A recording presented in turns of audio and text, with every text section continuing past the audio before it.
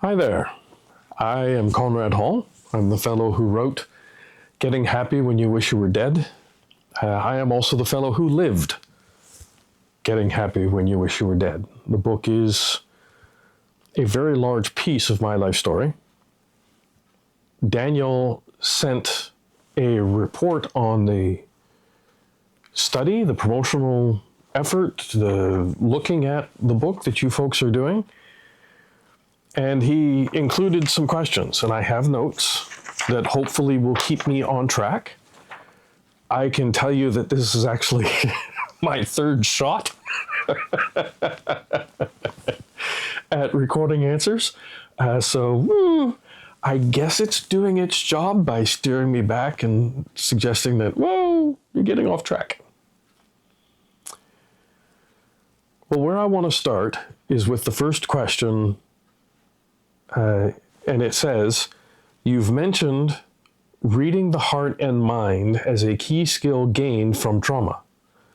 What is the first thing you look for when reading a stranger's heart? And this is why I chose this shirt and collar. Because the first thing we all look at is how somebody shows up. I am unable to speak for anybody else. All you are ever going to get from me is my experience. My experience is,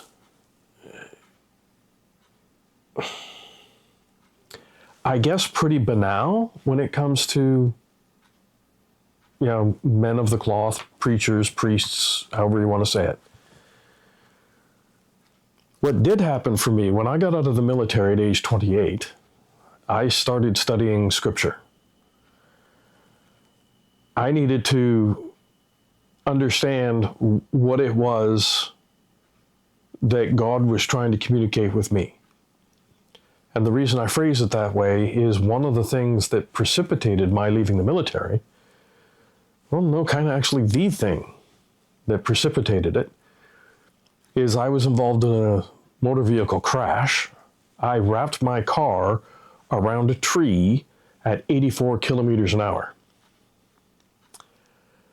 And in that incident, I encountered God. So, wow. Wow. And I needed to understand. So I invested about 16 years of my life studying Scripture, trying to find, what is it that I believe? What is it that I think? How do I relate to this thing that we call God? And I get, the whole image, Michelangelo, Sistine Chapel, man on a mountain, I think, reaching out to touch fingers with God in a cloud. And I hear that all the time from people. Oh, it's this man in the clouds. Okay, well, that's how Michelangelo depicted it on the Sistine Chapel.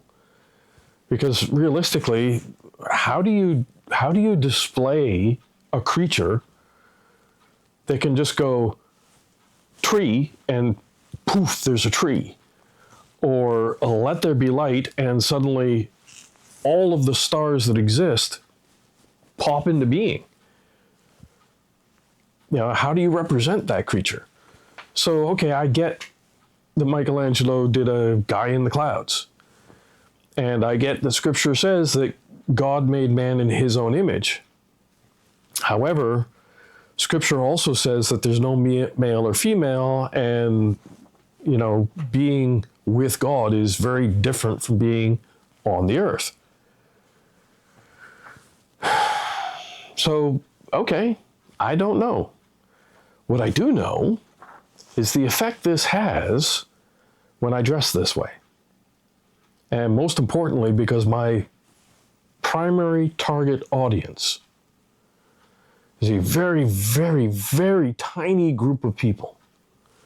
Veterans, soldiers who leave the military, so now they're veterans, and who go into crisis.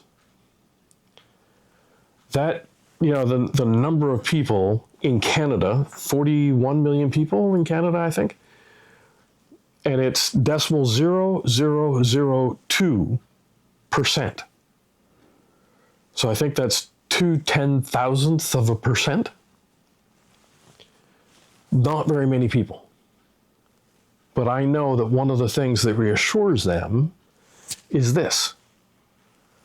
And from my perspective, more importantly, I made this decision very late in life because this guarantees that I never have to say what anybody says to me. Now, it's kind of like the lawyer-client thing, privilege, except this is faith-based. And so that's why I chose this, because I can tell you, as a kid, as a teenager, as a soldier, preacher, pastor, priest, that's the last set of words anyone would ever have used to describe me. And even now, when people talk to me, I warn them, yeah, I'm not exactly stereotypical in this regard. I look at things a little bit differently. So that's the first piece of the answer, is how does somebody present? And it kind of, sort of makes very little difference just how they're dressed, how clean they are. What really matters is the energy that comes off them. And I'm unsure this is going to make sense to anybody because I've really never tried to explain this before. And I get, maybe it would be better to work this out without the camera running. Okay, it would, maybe. But maybe somebody is watching this who needs the reassurance that it's okay to have doubts, to have questions. It's okay to be moving through life and making progress without understanding everything, still being unsure about some things.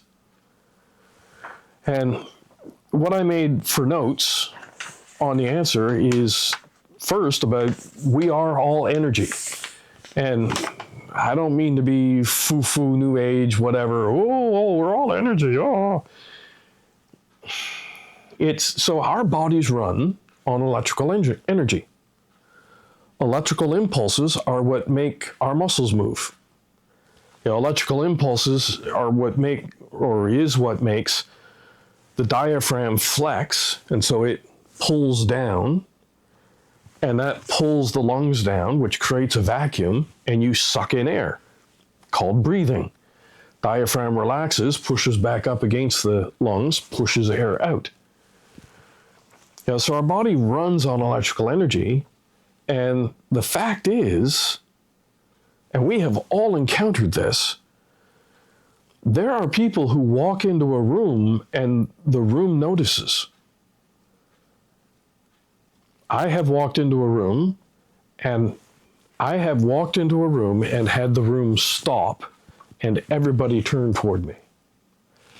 I have also walked into a room just as crowded, just as full of people, and made my way over to the side of the room without anyone being aware of me being there.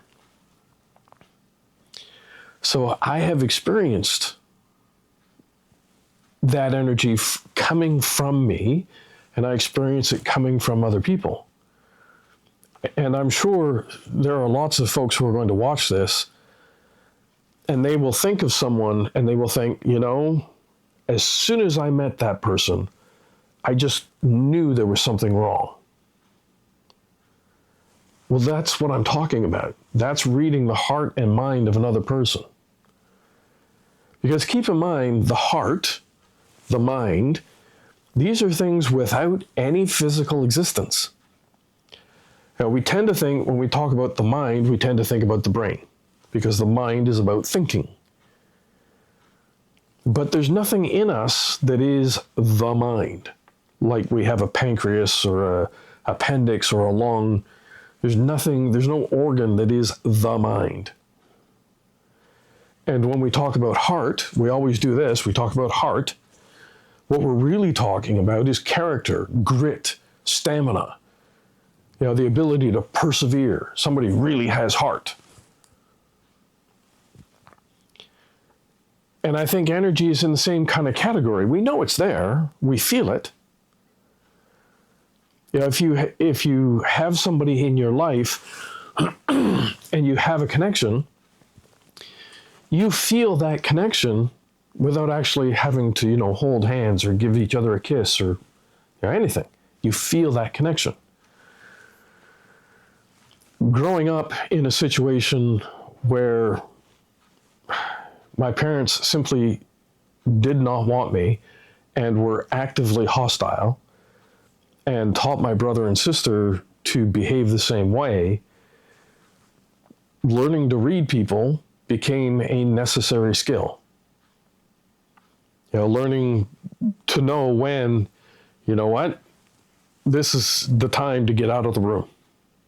Everything looks like it's going good, but you just get that sense and you know what? This is the time to leave.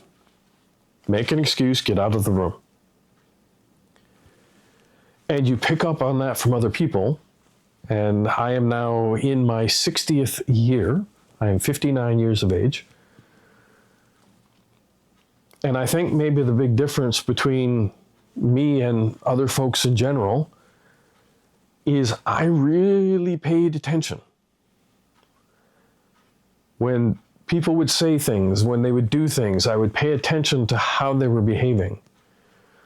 And of course, the very practical child and teenage education of watching my parents and seeing the difference in how they behave when they were telling the truth versus when they were shading the truth versus when they were outright lying. And without studying it the same way that, you go to university and you study chemistry or something, just observing it day after day after day, year after year, I picked up a lot of knowledge. And then in the military, it was a useful skill to keep practicing, to keep using. What else did I write?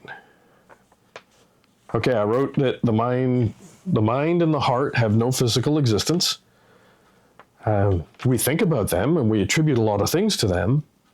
But, when we say somebody has heart, the last thing that we are talking about is the muscle inside their chest that's going kutum, kutum, kutum. We aren't talking about that. We are talking about their perseverance and their stamina. Even for that, stamina. There's the stamina of the person who goes out and runs a marathon. They have tremendous physical stamina. But when we talk about stamina as it relates to perseverance, we're talking about the ability of somebody to just keep putting up with the crap day after day after day. They have a lot of stamina.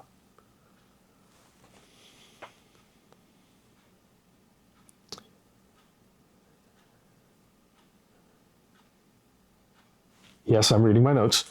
And I guess that's it. Reading the heart and mind of somebody, I'm just thinking, because I would never wish the education that I experienced on another person.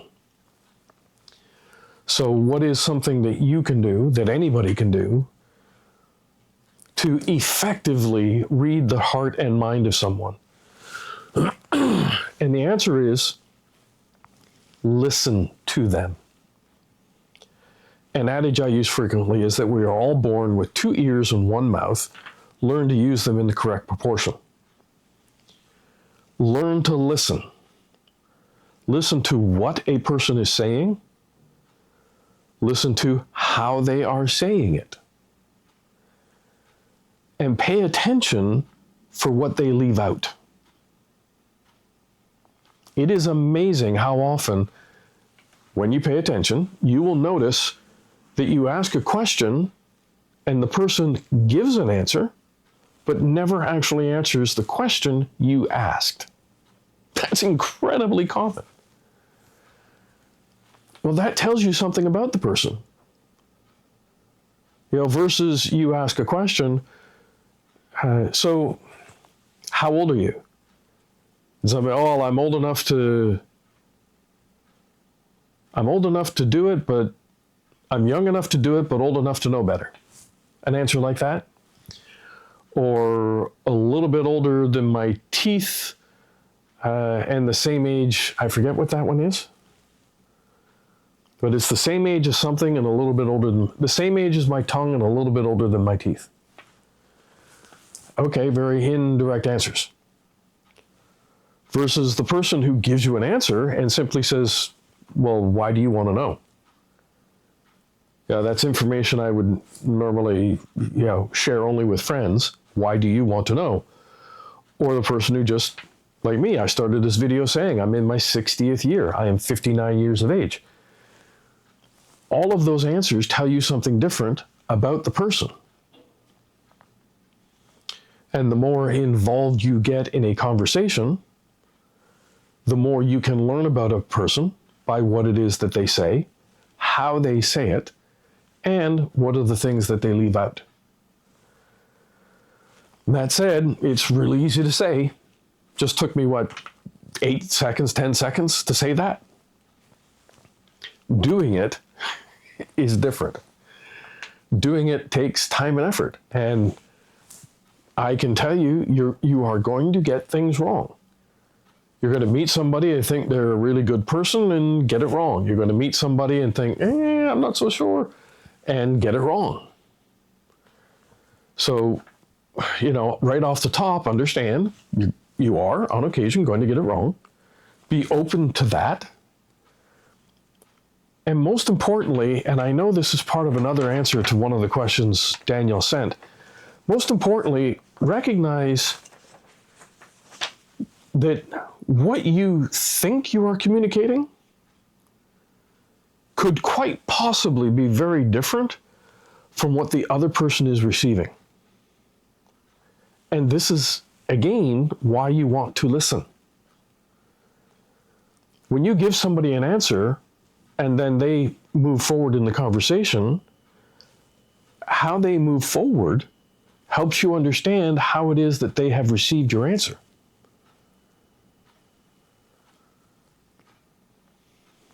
I'm just thinking I could go on for a long time about this. It's a really big subject. But I think I'm going to leave it there. I'm actually going to pause the camera. I'm going to change my wardrobe. And then I'm going to go on with the other questions. Partly because I don't have any difficulty wearing this, but it does kind of stick in your neck. This collar is more stiff than other collars because it's designed to wrap around your neck. And of course, the actual clerical collar is hard paper. It sticks into you. Normally, it's a non-issue. But one, I want to get into something, a little more comfortable. And also something that if there's anybody watching and this makes you uncomfortable, I just want to be in clothing that pretty much everybody is going to find comfortable. Okie doke. So let me pause this and then I'll come back to answer the other questions.